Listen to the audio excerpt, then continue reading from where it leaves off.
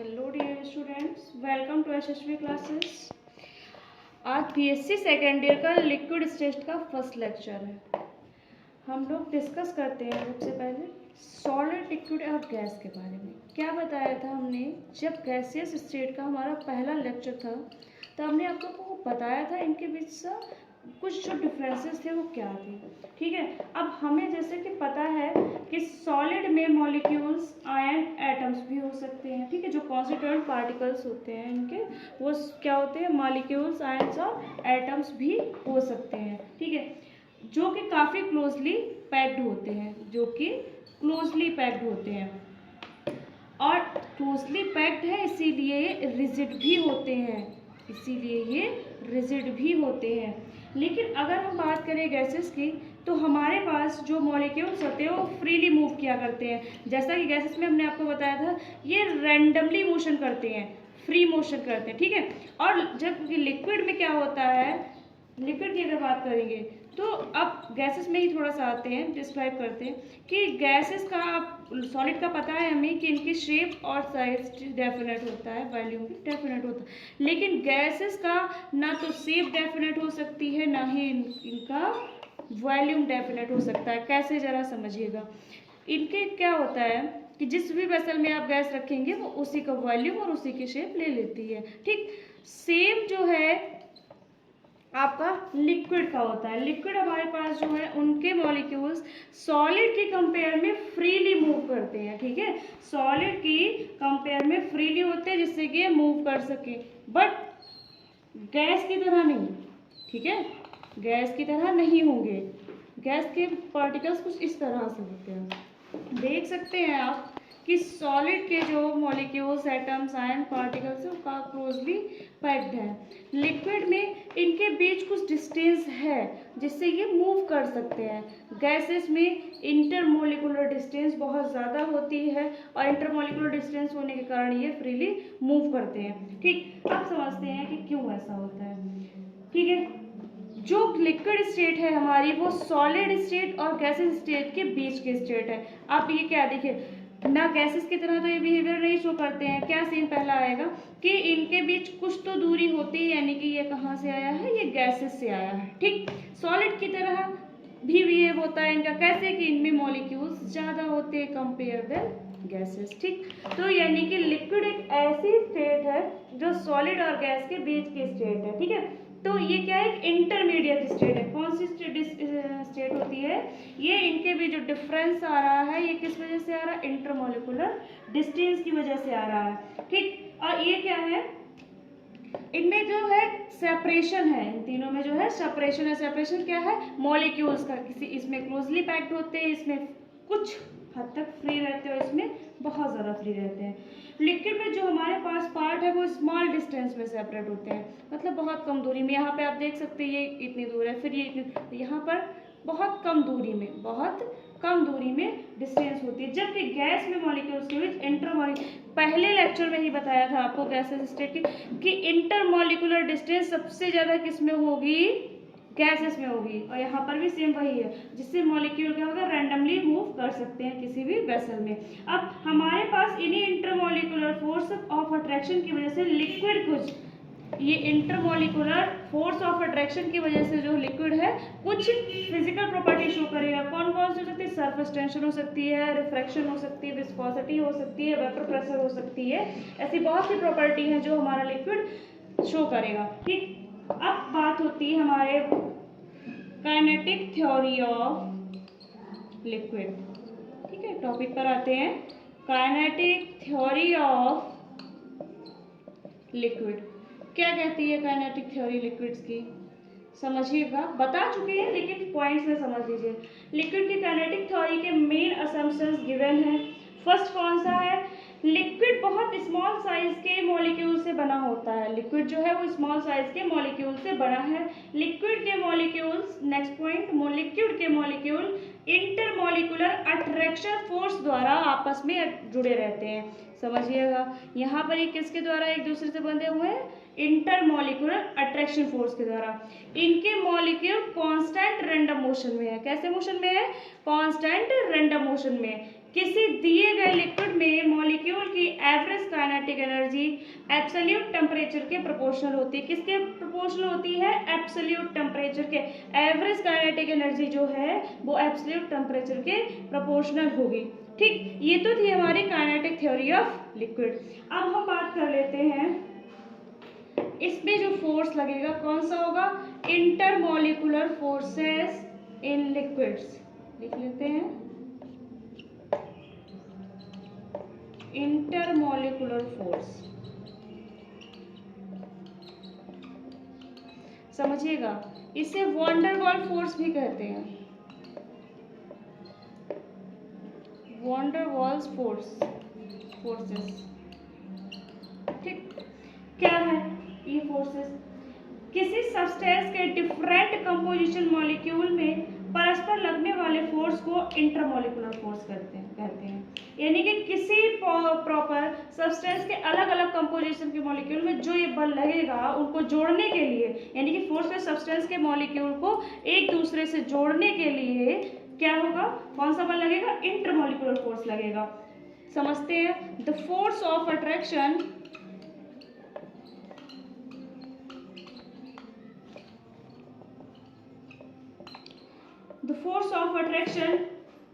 existing among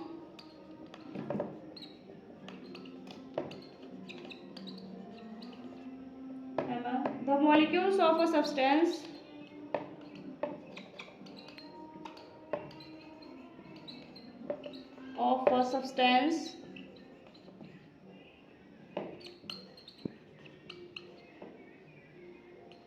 वो substance हमारा कोई भी हो सकता है, सॉलिड भी हो सकता है, लिक्विड भी हो सकता है और गैस भी हो सकता है।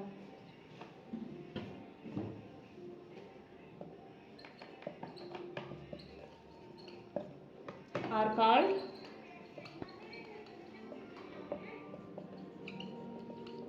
Intermolecular force.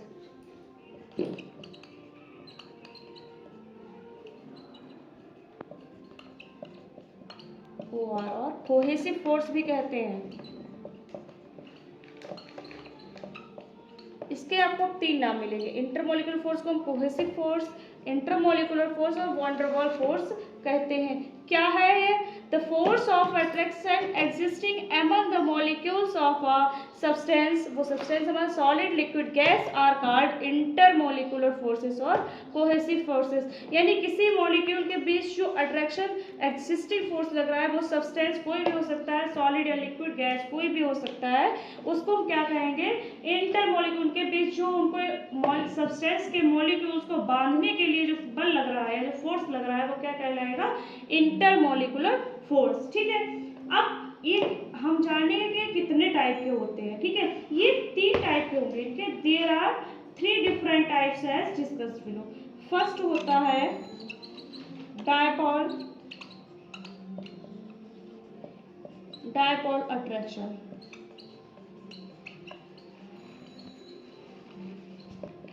ठीक है, सबसे पहले हम डिस्कस करेंगे डायपोल अट्रैक्शन पर।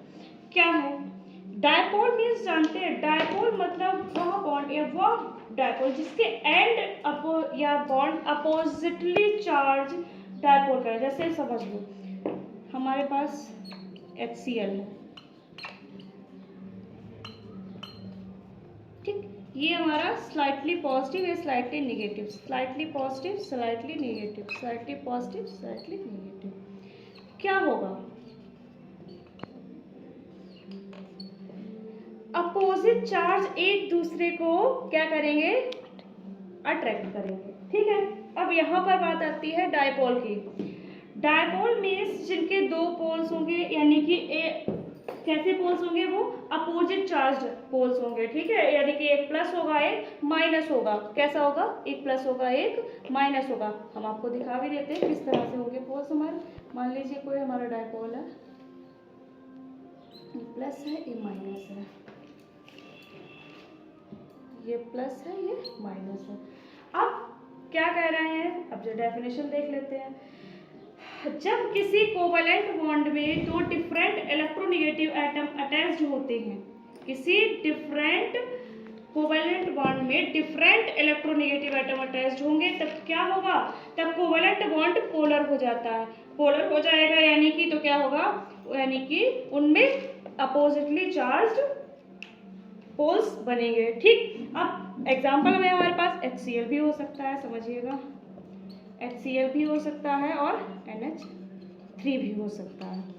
ये कोई भी हमारे पास एग्जांपल हम इन्हें ले सकते हैं। हमारे पास जो ये फोर्स ऑफ अट्रैक्शन है, ये क्यों है, क्योंकि पोलर मॉलिक्यूल में, क्यों किस में मिलेगा, पोलर मॉलिक्यूल में देखने को मिलता है। पोलर मॉलिक्यूल में फोर्स ऑफ अट्रैक्शन ज़्यादा, ये अट्रैक्ट करते हैं दूसरे को। ठीक है, पोलर मॉलिक्यूल क्या होते हैं, वे जिनका डायपोल मोमेंट नॉन जीरो होता है, यानी कि इनका अगर डायपोल मोमेंट जीरो नहीं होगा तब ये क्या कहलाएंगे, डायपोल या पोलर मॉलिक्यूल कहलाएंगे। कैसे कहलाएंगे, पोलर मॉलिक्यूल। डायपोल मोमेंट आप लोग जो है पहले से फर्स्ट सेमेस्टर में मेजर वाले स्टूडेंट्स ने पढ़ा होगा। ठीक है, तो पोलर कौन से होंगे मॉलिक्यूल, जिनका डायपोल मोमेंट क्या होगा, नॉन जीरो होगा, नहीं जीरो नहीं होगा। अब जैसे ऐसे बहुत से हमारे पास एग्जांपल है, H2O है, HN3 है, HBr है, HCl है, ये जो है इनमें परमानेंट डायपोल होता है। इन एग्जांपल्स जो दे रखे हैं, इन कंपाउंड्स में परमानेंट डायपोल होता है।